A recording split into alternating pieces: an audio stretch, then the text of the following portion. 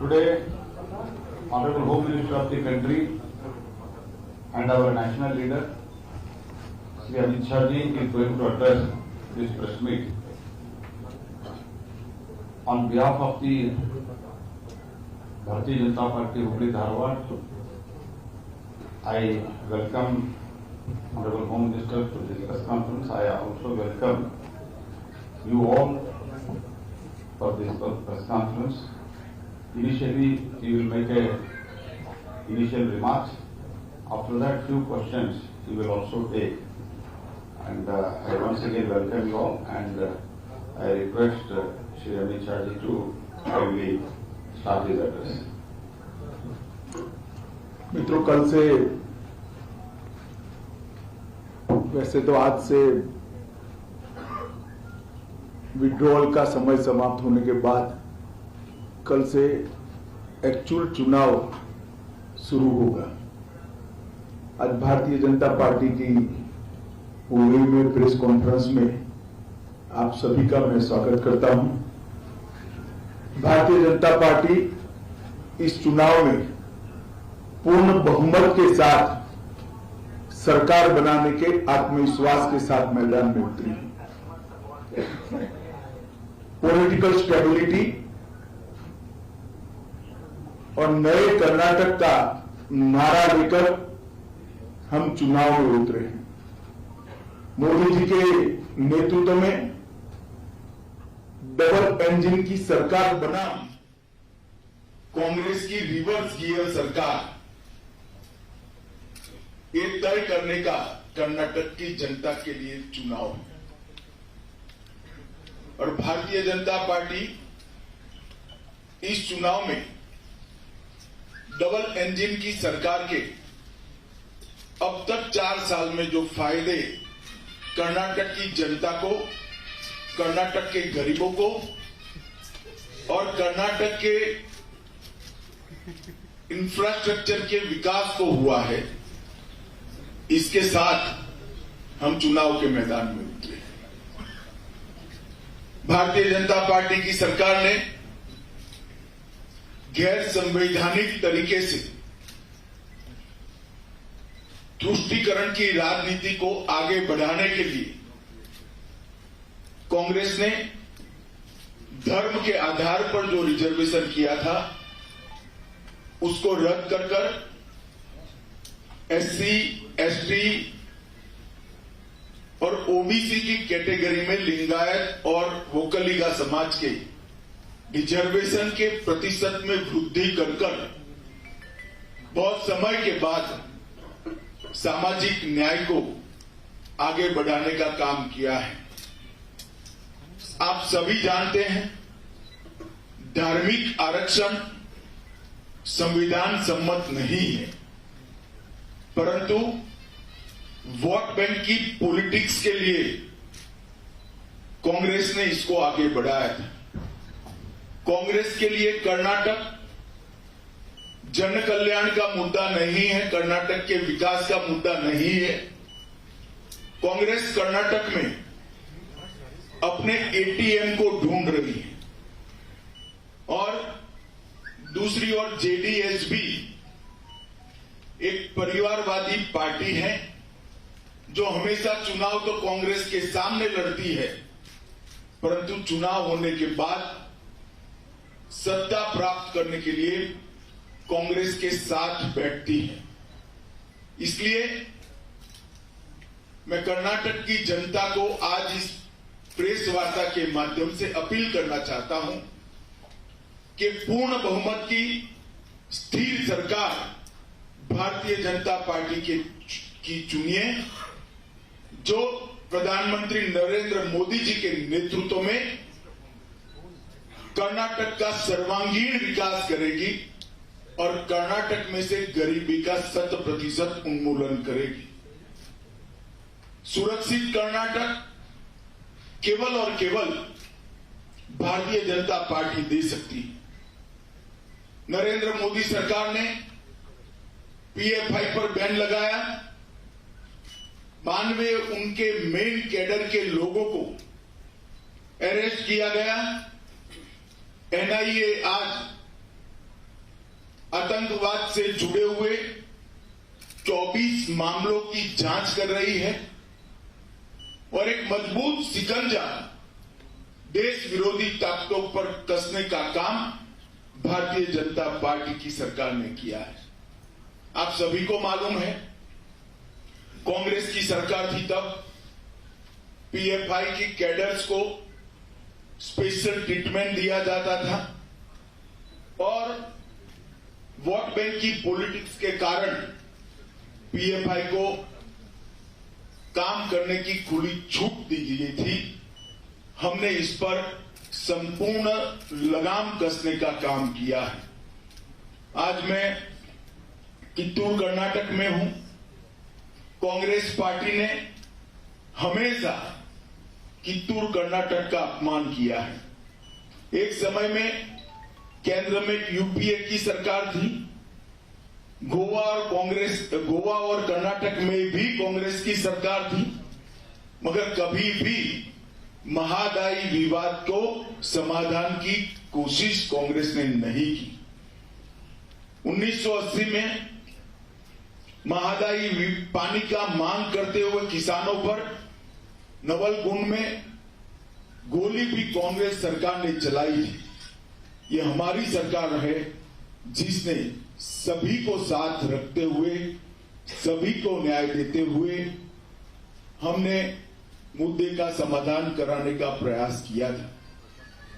ऊपरी भद्रा परियोजना 5,300 करोड़ रुपए की केंद्र सरकार ने मंजूर की है। अपर कृष्णा 5,000 करोड़ से ज्यादा का अनुदान दिया है।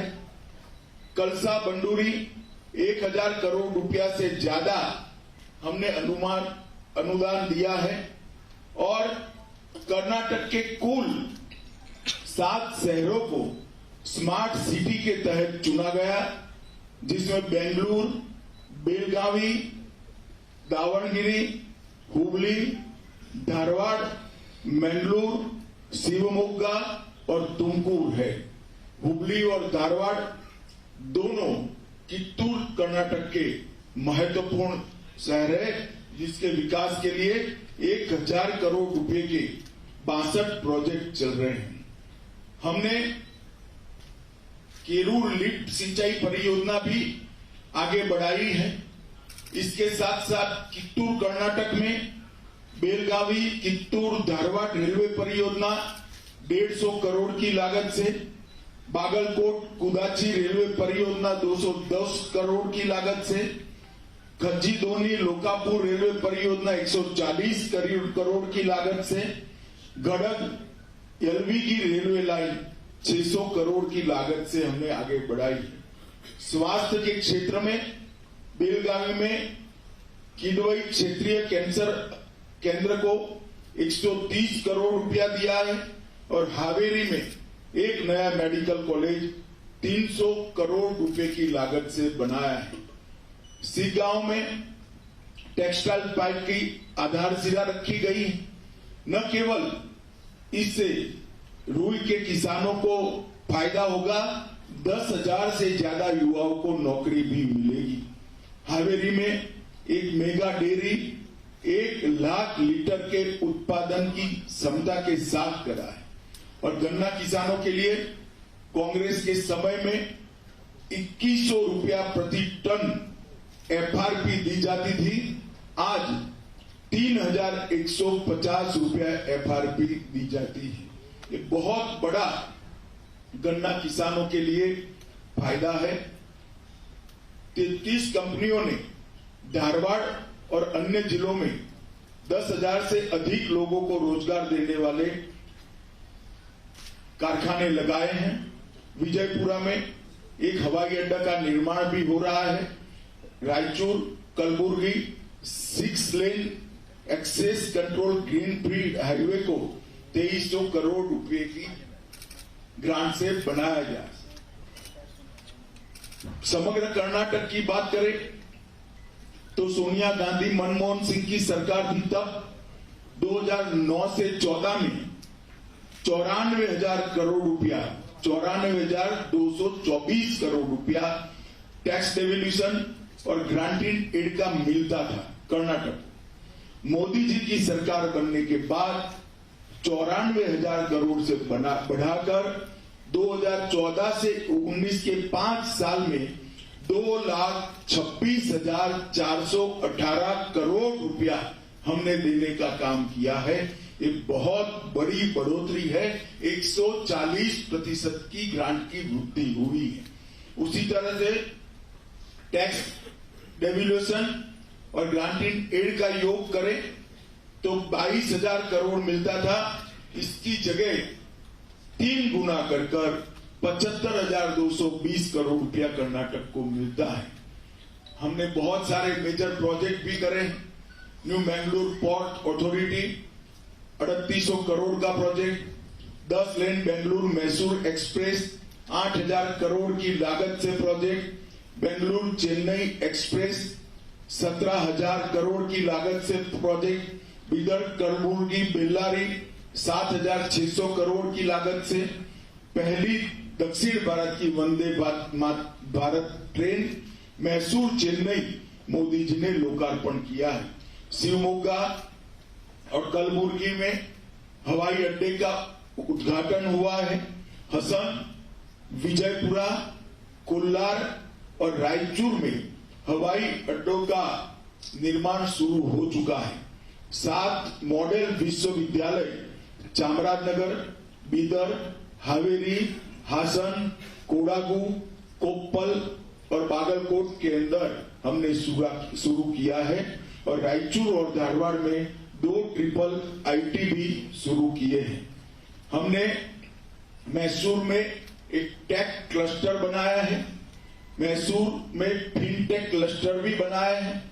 कर्नाटक में भारत का पहला सेमीकंडक्टर मैन्युफैक्चरिंग प्लांट स्थापित करने के लिए एमओयू किया गया है। 9 नए औद्योगिक क्लस्टर विकसित किए जा रहे हैं और पिछले 4 साल में हमने 55 लाख रोजगारी का सृजन भारतीय जनता पार्टी की सरकार ने किया है। गरीब कल्याण की मैं बात करूं तो प्रधानमंत्री आवास योजना के तहत 4,10,000 घर गरीबों को दे चुके हैं। जल जीवन मिशन के तहत 43 लाख घरों में शुद्ध पीने का पानी पहुंचाया है। लगभग 48 लाख परिवारों को शौचालय की सुविधा हमने दी है। 4 करोड़ लाभार्थियों को प्रति माह प्रति व्यक्ति 5 किलो अनाज फ्री ऑफ कॉस्ट दिया जाता है और 54 लाख किसानों को 15,000 करोड़ रुपया हर साल 10,000 रुपये का हम चेक इनके बैंक अकाउंट में डायरेक्ट देते हैं। आयुष्मान भारत योजना लगभग 1.38 करोड़ लाभार्थी हैं और 37 लाख कनेक्शन उज्ज्वला के गैस योजना के भी हम दे चुके हैं। मित्रों, एक और सत्ता के लिए आंतरिक मतभेदों के साथ जनता के सामने आई हुई कांग्रेस तुष्टीकरण की राजनीति और तुष्टीकरण की राजनीति के चलते कर्नाटक की सुरक्षा को ताक पर रखने वाली कांग्रेस और दूसरी ओर सुरक्षित कर्नाटक, नया कर्नाटक और राजनीतिक स्थिरता के नारे के साथ मोदी जी के नेतृत्व में मैदान में उतरी हुई भारतीय जनता पार्टी में आज मुझे तो विश्वास है, मैं 14 दिन चुनाव के पहले गुजार चुका हूं कर्नाटक में। कर्नाटक की जनता पलक पावड़े बिछाकर भारतीय जनता पार्टी का स्वागत कर रही है। मुझे विश्वास है कि पूर्ण बहुमत की भारतीय जनता पार्टी की सरकार बनने जा रही है। मेरी कर्नाटक की जनता से करबद्ध निवेदन है कि आप भारतीय जनता पार्टी का समर्थन करिए और एक पूर्ण बहुमत की सरकार के माध्यम से सुरक्षित कर्नाटक, विकसित कर्नाटक और राजनीतिक स्थिरता वाला कर्नाटक हम आपको देंगे। ये हमारा वादा है। मोदी जी ने कर्नाटक के विकास के लिए कोई चीज बाकी नहीं छोड़ी है। अगले 5 साल भी डबल इंजन सरकार ही कर्नाटक का भला कर सकती है, ये हमारा वादा है। अब आप सवाल पूछ सकते हैं।